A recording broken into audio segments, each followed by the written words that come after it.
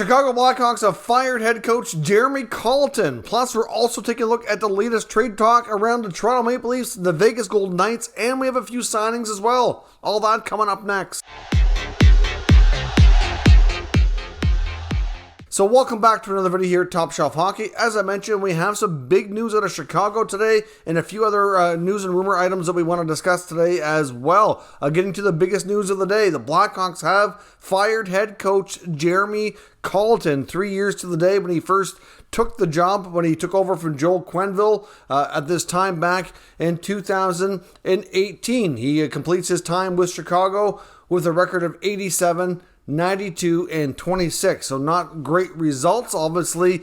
I think it's fair to say a lot of that has to do with the team personnel on the ice, but certainly in this the start of this year, you have to think that ownership and management, I know that we've seen some changes within the organization already, had to expect better given all the changes they made during the offseason. They brought in some substantial pieces like Marc-Andre Fleury and Seth Jones and Tyler Johnson and a few others, and things have not gone well. They had aspirations of challenging for playoffs, and here we are, 1-9-2, like absolutely abysmal record. The start of the year, they went, 6 games before they even had a lead. Things have gone a little bit better lately. But the other thing I find odd is how they're using Dylan Strome too. That's confusing to me.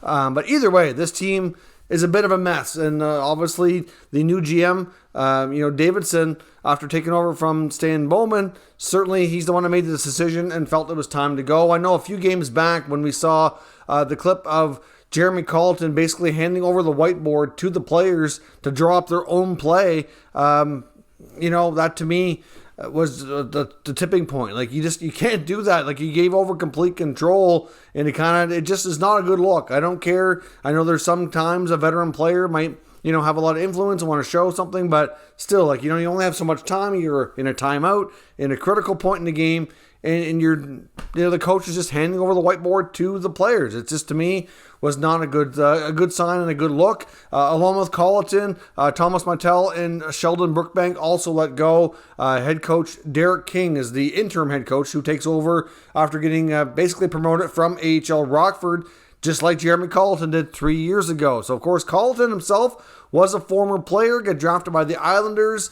I believe that was in 2003. He ended up playing in 57 games, never really had much of an NHL playing career. Ended up coaching in Sweden for 4 years before getting the call to get the job at the Blackhawks organization. Coached a couple of seasons with Rockford in the American Hockey League before taking over for Joel Quenneville. Of course, that was some big shoes to fill. I know Quenneville's name is, and reputation, certainly been, I think, fair to say, a bit tarnished lately after everything that's gone down in his Blackhawks investigation. But especially at the time, he had quite the resume and was there for a long time, multiple Stanley Cups, and, he came in and just never really got going here. The team never really showed a ton of improvement. This was supposed to be the year that we seen that, and it just is not happening. So we'll see if a new interim head coach, Derek King, can get any further results. But certainly a different, situation that we didn't expect in Chicago this year. We knew going into the season that this investigation was ongoing, that we'd get the results hopefully sometime here before too long.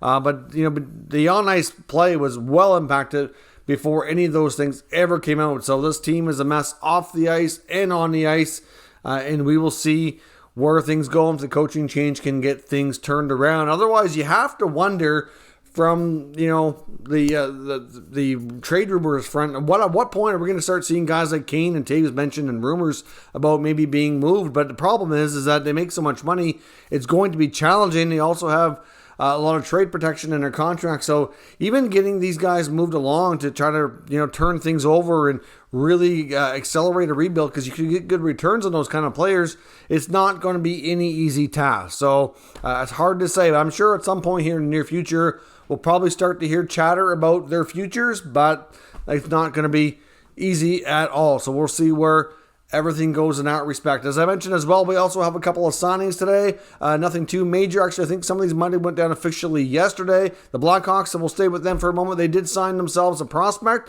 Louis Crevier, who was a 2020 7th round pick. He's 20 years old, right shot defenseman from the QMJHL, 6'8", 214 pounds. Sounds like an absolute monster. Not a prospect I'm familiar with considering how late he went in the draft, but just the stats on him alone is intimidating just thinking about. And even though there's not a lot of 6'8" hockey players, the other signing today is also the same kind of thing. The New York Rangers have signed Matthew Rempe, who's also a 2020 6th-round pick. He's still 19 years of age. He's a center iceman from the Western Hockey League Seattle Thunderbirds, and he's 6'8", 205 pounds. So a couple of 6'8" prospects taken late in the 2020 NHL draft. Both get their entry-level contracts here with their respective franchises. So I'd be curious to see how these players develop, because it's not real common. You get a guy like Zdeno Chara, for example, who's that big, but you don't typically see too many other players at that height in the NHL, especially as a center. Like sometimes when you get them that big, sometimes they struggle with their skating. But if they can move around and be a strong skater, then they should be able to, propel themselves, you think, into some NHL action. But only time will tell on that front. A couple quick updates too when it comes to trade rumors. We want to look at the Leafs and the Golden Knights. Now with the Leafs, we talked a bit about this yesterday. I just want to add a little bit more detail to it because we found some more reports indicating what the likely asking price would be. But we've seen reports from a variety of NHL insiders talking about the fact that the Leafs are likely,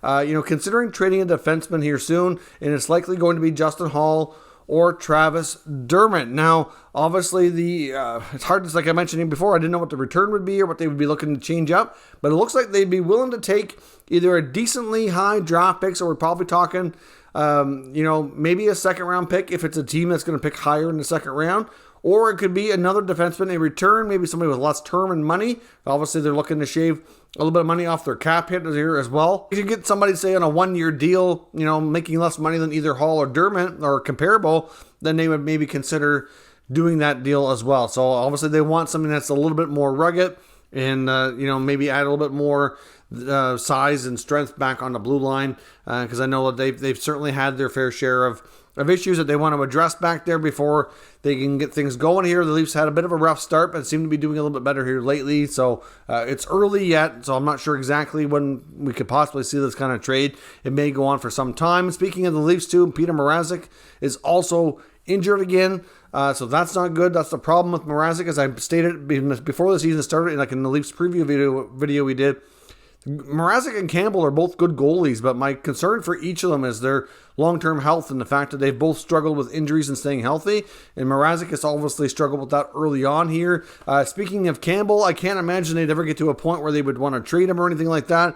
But there is some, disputed reports out there saying that the contract talks have not started. I know there was some that indicated the Leafs were talking to Campbell about an extension, but his agent, Kurt Overhart, recently made a statement saying that that's indeed not true. There is no talks going on right now. And to be honest, it kind of sounded like they were a little bit, I wouldn't say annoyed, but not thrilled about the fact that this contract extension did not get done in the offseason. There was a lot of other business taken care of. We've seen a lot of other players get extensions, and Campbell was not one of them. Obviously, he's a very important piece here. I think the Leafs obviously want to take the wait-and-see approach.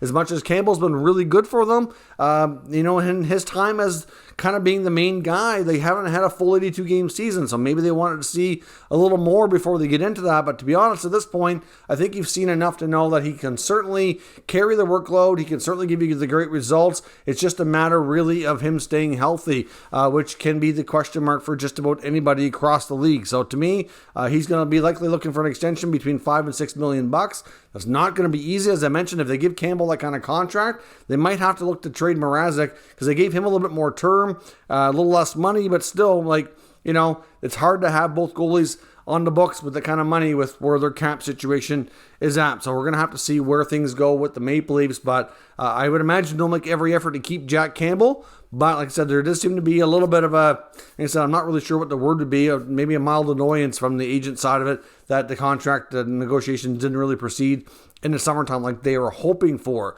Now, when it comes to Vegas, we saw them complete the huge trade, getting Jack Eichel over to the Golden Knights. Well, we know they have a ton of money tied up right now in long-term injury reserve. The rumors already started churning with who's going to be traded if and when they get everybody healthy. Now, the key word here is if and when, because they don't know yet. I mean, a guy like Mark Stone, for example, his injury could drag on. If he's not able to come back before the end of the regular season, then they won't necessarily need to do that. Same with Jack Campbell. He's having a surgery that's, doesn't have any history at the NHL level. While they fully expect Eichel to make a full recovery and to play NHL games during this regular season, you just don't know. So I would imagine at this point, the Golden Knights will not rush into this at all because they have nothing but time. They also have Max Pacioretty, William Karlsson out on LTIR. But those kind of injuries are not expected to be as long-term as Eichel and probably not as long-term as Stone, but it's just difficult to say. You just never know what they're going to run into here. I know I've seen some people saying that they're going to be this year's version of Tampa, getting all that money on LTIR. Maybe they'll bulk up in other ways, and these guys will all come back for the playoffs. I don't know about that. We'll only have to wait and see what they do. I don't really think that's part of the plan. But, I think they'd rather have these guys healthy and playing hockey to make sure they can get in the playoffs and make sure they have a chance to go on a deeper run here. But the main players that you're likely going to be seeing in the rumor mill are Riley Smith and Evgeny Dadonov. Those are the two guys that make the most sense. Smith's a pending unrestricted free agent. He's likely not going to be returning to Vegas because of cap constraints, especially now that they've acquired Eichel.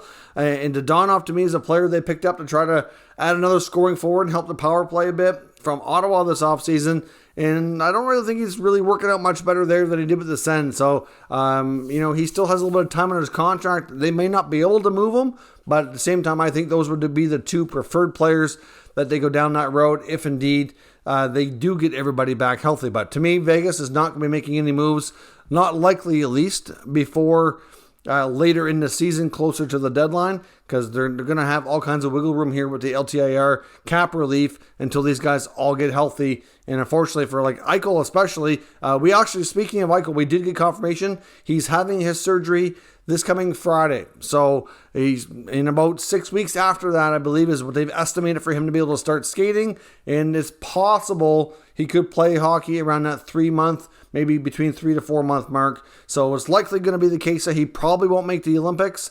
But right after, when he come back from the Olympic break, late February, early March, that's likely when he'll likely make his Vegas debut. At least that's how things look today. So we'll see where things go. But let me know your thoughts, something to discuss down in the comments. We'll discuss further. If you're new to this channel, make sure you subscribe and stick around. We'll keep you up to date with all the latest news, rumors, and analysis on all 32 NHL teams. Thank you for watching, and I'll catch you next time.